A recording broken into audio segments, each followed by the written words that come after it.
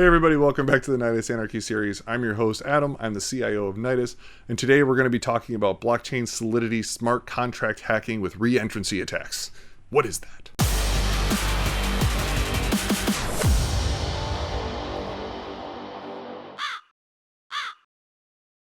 So, a reentrancy attack is when someone is going to purposely try to liquidate cryptocurrencies, NFT, basically try to steal something from a smart contract that they're not supposed to have using a pretty simple mechanism that most people just don't really think about. So first off, I'm not going to show you how to attack this, but when we do go into how reentrancy attacks work, it's not going to be terribly difficult for you to figure out how all this kind of can put together, and you could probably figure this out on your own real easily. If you don't know what a smart contract is, or blockchain development, Web3, Solidity, all these words are like, I don't know what you're saying. This is really going to be kind of an advanced level talk on blockchain development, especially when it comes to securing your code.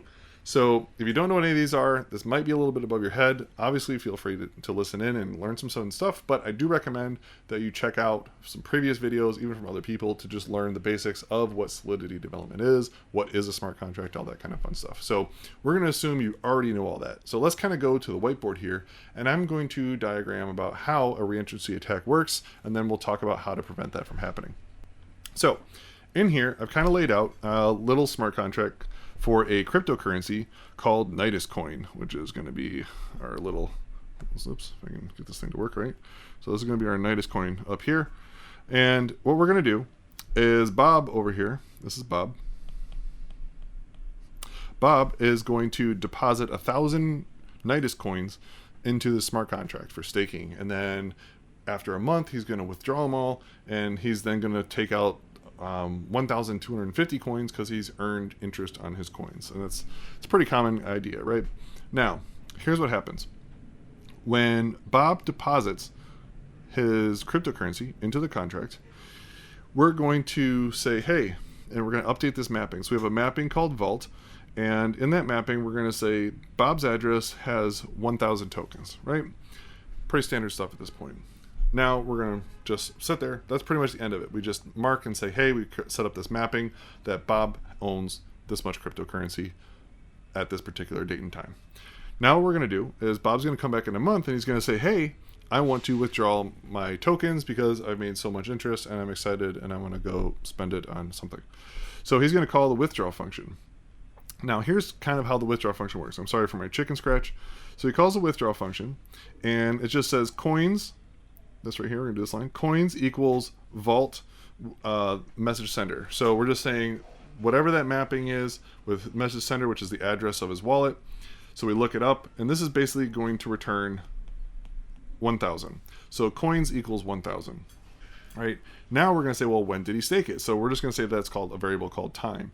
So we're going to say coins times time. So whatever that is, that's just the algorithm to determine how much you've earned since you initially staked and deposited your coins. So now at this point in time, we're going to say, oh, he has 1,250 coins. So now what's going to happen is then going to transfer to message sender 1,250 coins. Actually, this would actually say coins, right? But whatever. So we're going to transfer to message sender the coins. So now at this point in time, Bob is going to get all of his coins transferred into his wallet, and then it's going to erase all the coins stored in the vault. So we're going to say the vault for message sender is now 0 because we've sent him all, we don't want him to claim it again. And then the function ends, and now Bob has got his coins. Seems pretty standard, right? Now here's where it gets fun. This is how reentrancy attacks work. Now what you're going to notice is I'm updating the mapping after I do the transfer. Now what's important here is I'm updating the state variable after I'm doing the transfer. This is the big no-no. This is the big problem, because here's what's actually going to happen. Here's how you can attack this contract. What you're going to do is instead of Bob making this call, we're actually going to create a new smart contract, and that smart contract is going to call the deposit function and put in a bunch of coins in there. So now this smart contract, we'll just call this one Eve. So Eve is going to deposit 1,000 tokens into the smart contract. And now Eve is then going to call the withdraw function. So when Eve calls the withdraw function, it's going to say, okay, hey, Eve put in 1,000 coins. You now have 1,250 coins. and then it's going to transfer the coins to message sender, which is the smart contract, not a wallet. So when this transfer happens, in this smart contract, there's a receiver function. And this receiver function is built in because every smart contract that's to receive an ERC20 token has to have the receiver function. And what it does just says, hey, every time you receive tokens, do something, right? So in this receiver function, we're going to go, oh, cool. I just received 1,250 tokens from the smart contract. Now, I want you to call that withdraw function again. So we don't even get to this spot here. We're not even setting it back to 0. We're calling the withdraw function right as soon as this transfer is happening. So now Eve is then going to call withdrawal. It's going to go through the same things again. I still have 1,000 tokens in here because this hasn't happened yet. So now I'm going to and it's going to calculate again, and it's going to send me another 1,250 tokens. And I'm just going to keep doing that. I'm going to liquidate this contract of all the crypto that's stored on it. So if, let's say I had, just to make things simple, let's say I had 12,500 tokens stored on this contract, because you can see how much is on there just by doing the balance of function call, right?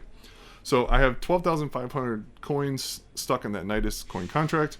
So I'm going to call this 10 times. So every time this happens, I'll just keep a little variable in here. It just says, hey, I want to do this 10 times. And I'm going to drain that wallet.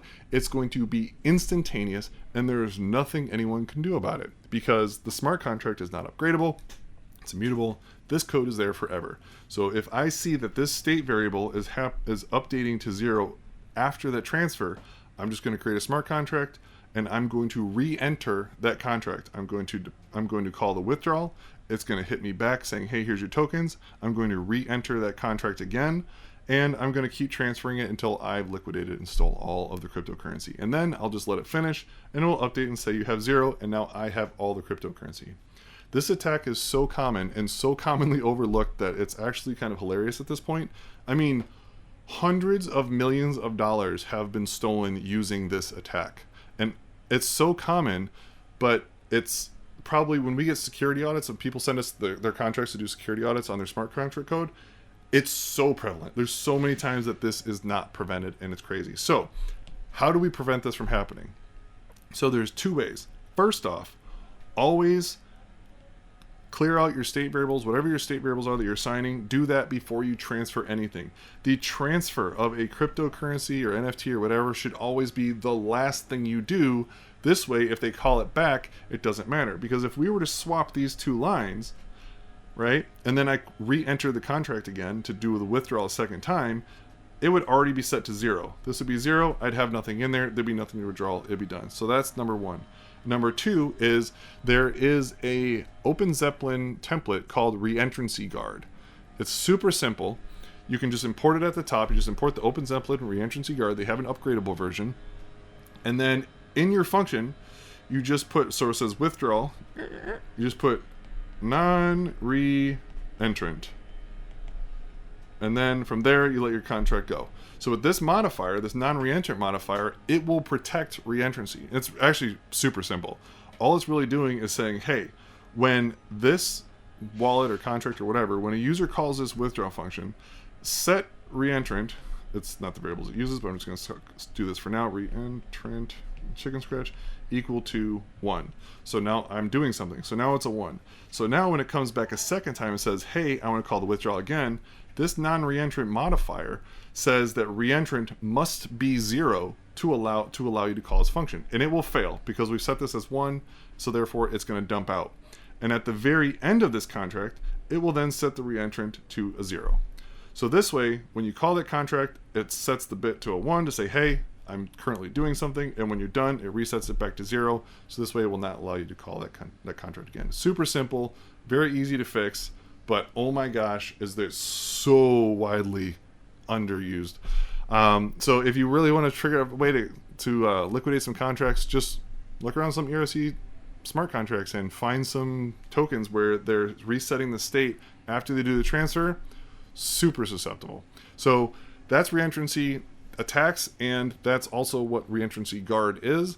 I hope this enlightened you a little bit, because for me, I remember the first time I learned this, the big aha moment that I had was, holy crap, wait a minute, a smart contract is doing the user functions in which case, when I call back in that receiver function, I can do anything.